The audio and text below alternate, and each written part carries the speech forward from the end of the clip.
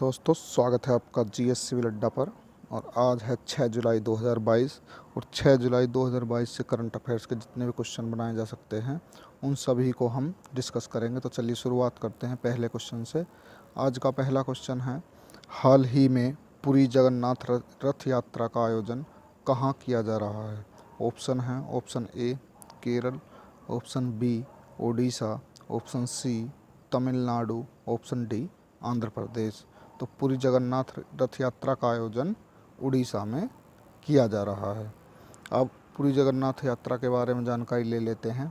तो उड़ीसा का एक वार्षिक पारंपरिक त्यौहार जो कि हिंदू वर्ष के तीसरे माह आषाढ़ मास के शुक्ल पक्ष के दूसरे दिन मनाया जाता है और ये यात्रा 9 दिनों तक चलती है। इस दौरान भगवान जगन्नाथ, उनके भाई बलराम, बहन सुभद्रा, इन तीनों के रथों को गंडीचा मंदिर ले जाया जाता है। इनमें सबसे बड़ा रथ भगवान जगन्नाथ का होता है जिसमें कि 16 पहिए होते हैं और उससे छोटा रथ भाई बलराम का होता है जिसमें कि 14 पहिए होते हैं और सबसे छोटा रथ बहन सुभद्रा का होता है जिसमें कि 12 पहिए होते हैं और जो कि भगवान की मौसी का घर माना जाता है, गंडीचा मंदिर, उसमें ले जाया जाता है।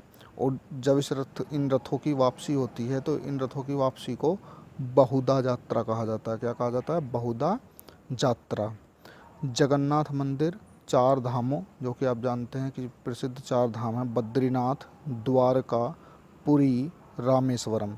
इन 4 धामों में से जगन्नाथ मंदिर एक धाम के अंतर्गत आता है।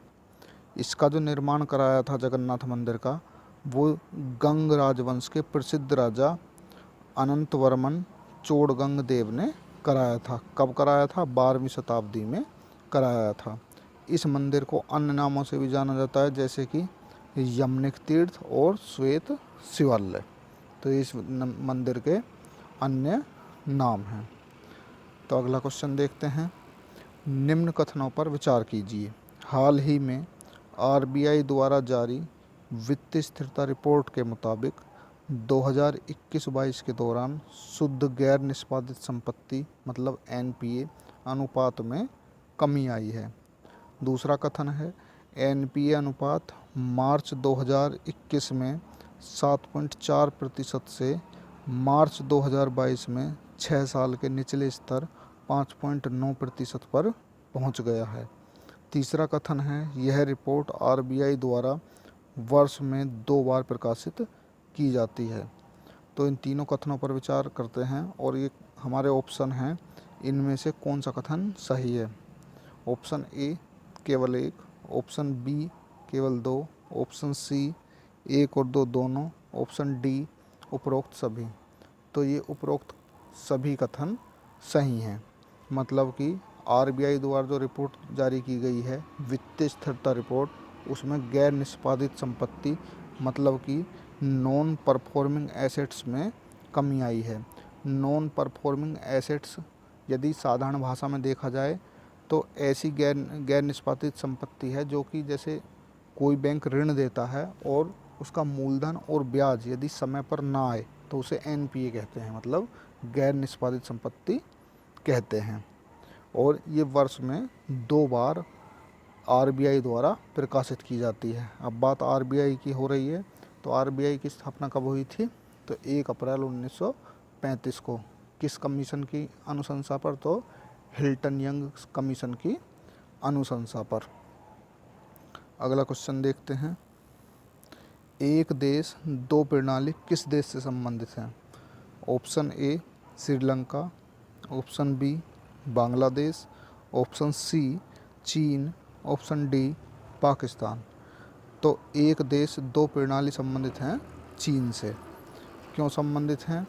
तो हाल ही में चीनी राष्ट्रपति शी जिनपिंग ने हांगकांग के एक देश दो प्रणाली योजना का समर्थन किया है। एक देश दो प्रणाली योजना के जनक कौन हैं? तो डेन सियोपिंग हैं, जिन्होंने 1970 में ये प्रणाली लागू की थी।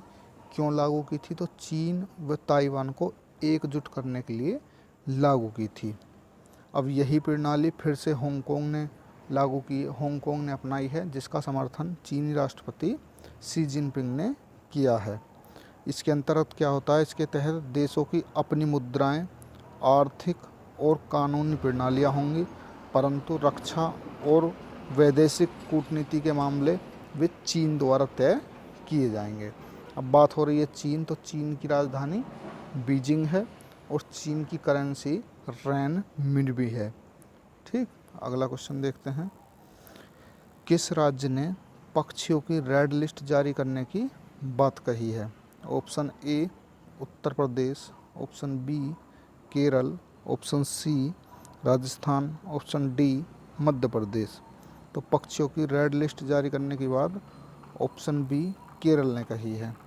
ठीक, तो केरल विश्वविद्यालय और बर्ड अकाउंट इंडिया के नेतृत्व में केरल बर्ड मॉनिटरिंग कलेक्टिव क्षेत्रीय रेड लिस्ट जारी करेगा।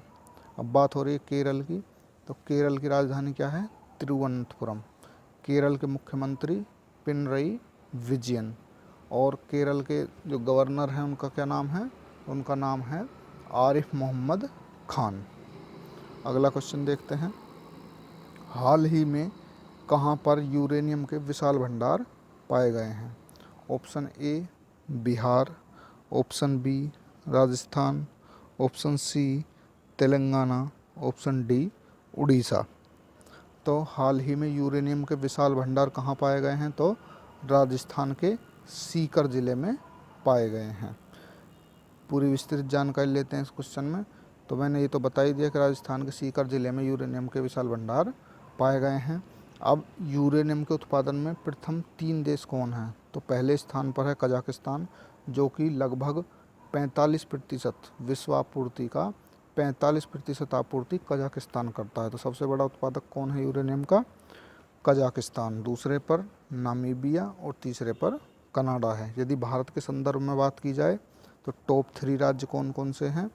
तो पहला है आंध्र प्रदेश, दूसरा झारखंड और तीसरा अब कौन बन गया है? Rajasthan.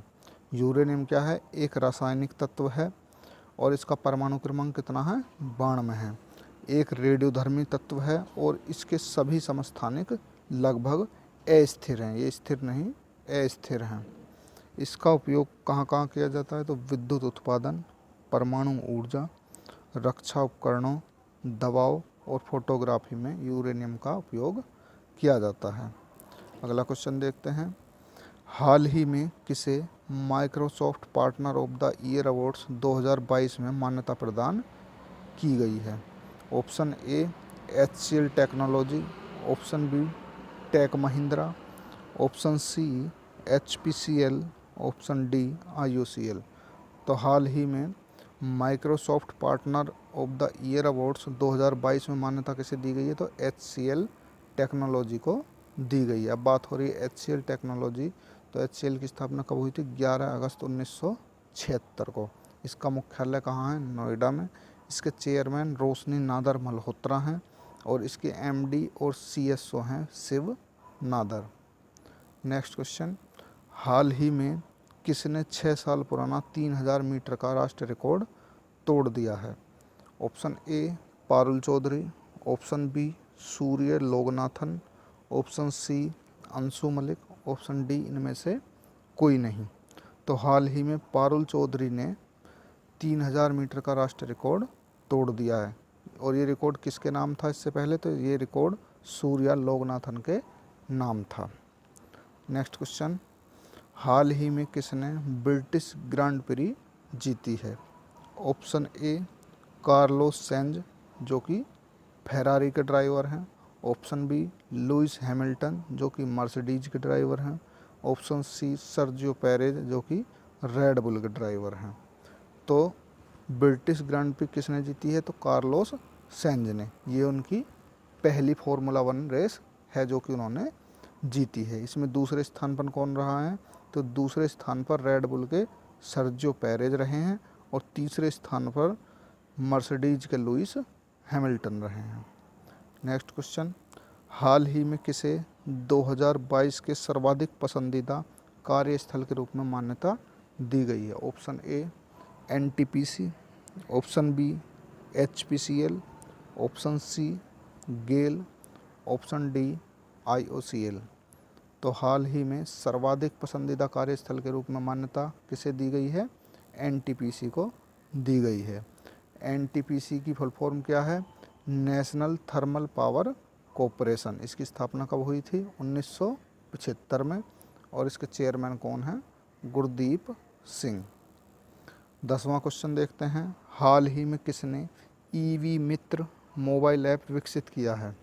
Option A Reliance India, option B BESCOM, option C Airtel, option D NTPC। तो हाल ही में बेस्कॉम ने EV मित्र मोबाइल ऐप विकसित किया है। ये ऐप किस काम आएगा? तो ये इलेक्ट्रिक व्हीकल चार्जिंग स्टेशंस की लोकेशन बताने के काम आएगा। बेस्कॉम की फुल फॉर्म क्या है? तो बेंगलुरु इलेक्ट्रिसिटी कंपनी इसकी फुल फॉर्म है। तो धन्यवाद दोस्तों, आज के लिए यही 10 क्वेश्चन थे। आपका दिन शुभ हो। नमस्कार।